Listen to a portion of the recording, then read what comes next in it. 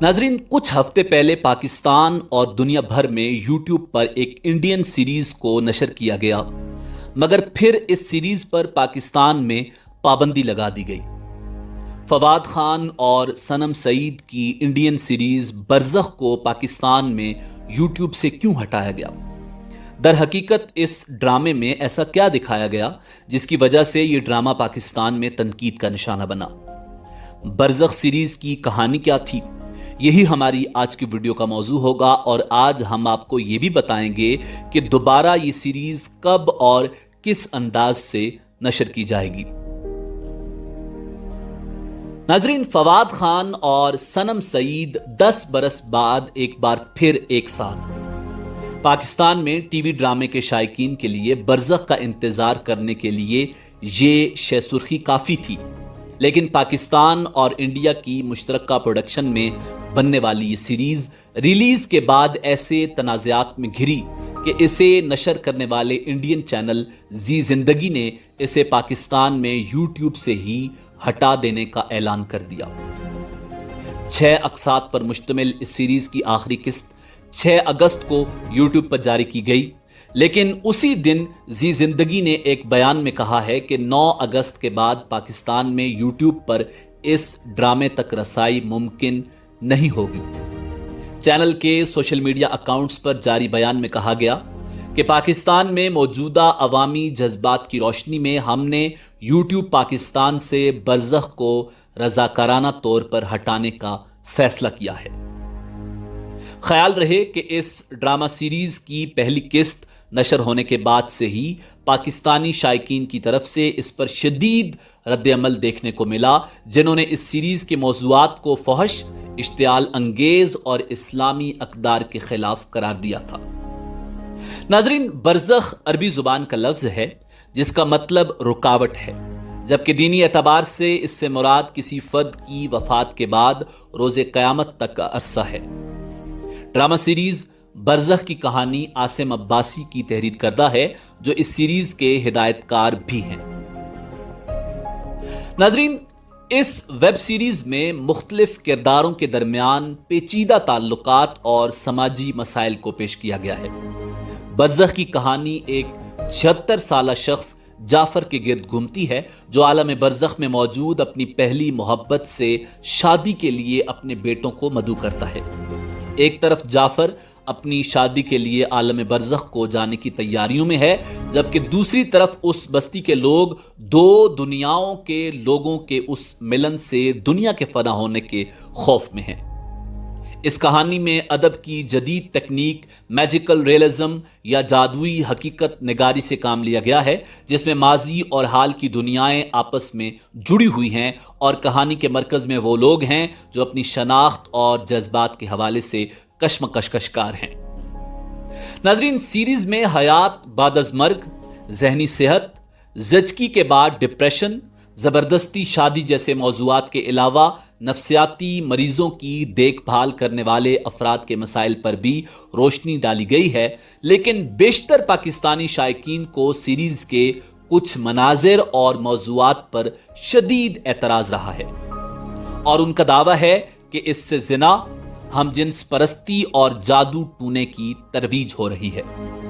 برزخ کی پہلی قسط کے پہلے منظر پر ہی ناظرین کی طرف سے فحاشی پھیلانے کا الزام لگا، تو تیسری قسط میں ہم جنس پرستی کو فروغ دینے کا الزام اس وقت سامنے آیا جب اس قسط کے ایک منظر میں 2 مرد کردار ایک دوسرے کو بوسہ دینے کے قریب دکھائی دیے۔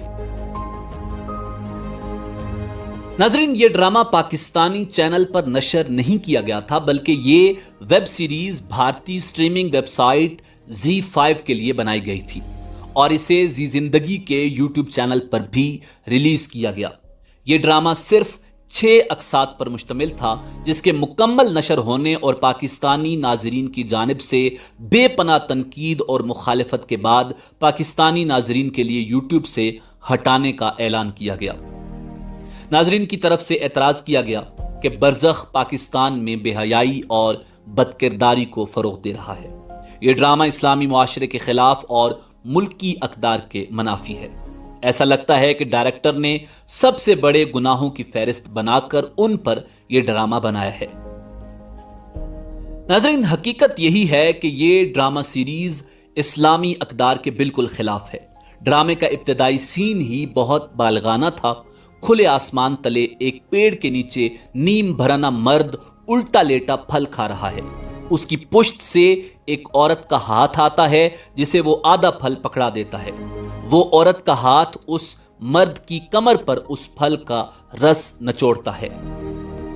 इसी तरह बरज़ख की तीसरी किस्त में दो मर्द किरदारों के दरमियान रोमानवी मनाजिर और रग़बत दिखाई गई थी। इसके अलावा सीरीज में गैर अखलाकी मवाद और बच्चों की जहन साजी भी दिखाई गई है, जिसके बाद सीरीज पर पाबंदी लगाने का मुतालबा जोर पकड़ने लगा था।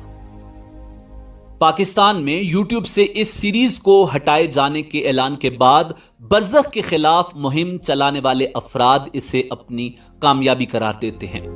फैशन डिजाइनर मारिया बी ने बरज़ख के खिलाफ एक वीडियो जारी की जिसमें उनका कहना था कि ऐसा लगता है कि इस डायरेक्टर ने कुरान में से जो सबसे बड़े गुनाह हैं उनकी एक फहरिस्त बनाई और उन पर एक ड्रामा बना दिया।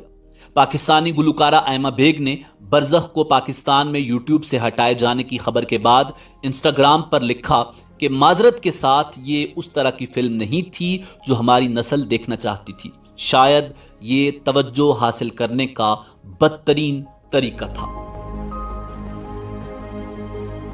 नाजरीन, ये भी कहा जा रहा है कि सीरीज को हिट करने के लिए ऐसा गैर अखलाकी मवाद इस्तेमाल किया गया, जबकि कुछ नाकिदीन ये ख्याल करते हैं कि ये सोची समझी साजिश के तहत LGBTQ से मुताल्लिक जहन साजी की कोशिश की गई। अब बरज़ख सीरीज के हवाले से पैमरा का मौक़िफ़ भी सामने आया है। पैमरा ने सोशल मीडिया पर जारी किए गए बयान में कहा कि ड्रामा सीरीज बरज़ख ऑनलाइन प्लेटफॉर्म पर नशर की जा रही है। ऑनलाइन और सोशल मीडिया पर मौजूद मवाद पैमरा के दायरा इख्तियार में नहीं आता। पैमरा ने अपने बयान की निशानदेही की कि ये सीरीज पैमरा के लाइसेंस याफ्ता किसी भी सैटेलाइट चैनल से नशर नहीं किया जा रहा। अब बरज़ख सीरीज पर बड़े सवाल खड़े हो चुके हैं और इसको रिलीज करने वालों ने भी तनकीद के आगे बेबस होकर इसको यूट्यूब से हटाने का फैसला कर लिया है। लेकिन सवाल यह है कि ये सीरीज तो नशर हो चुकी है और ऐसे में जिसने भी इसको देखा उसके जहन पर उसका असर तो पड़ सकता है। अब अगर सोशल मीडिया पर सीरीज में कुछ भी दिखाया जा सकता है और इस पर कोई चेक एंड बैलेंस नहीं होगा तो आने वाले वक्त में इस तरह का मवाद दिखाया जाता रहेगा और ये सीरीज आपको सोशल मीडिया पर जरूर मिलेगी। जरूरत इस बात की है कि सोशल मीडिया मवाद पर ऐसी सीरीज को सेंसर करने का कोई मैकेनिज्म बनाया जा सके, जो कि अभी तक मौजूद नहीं।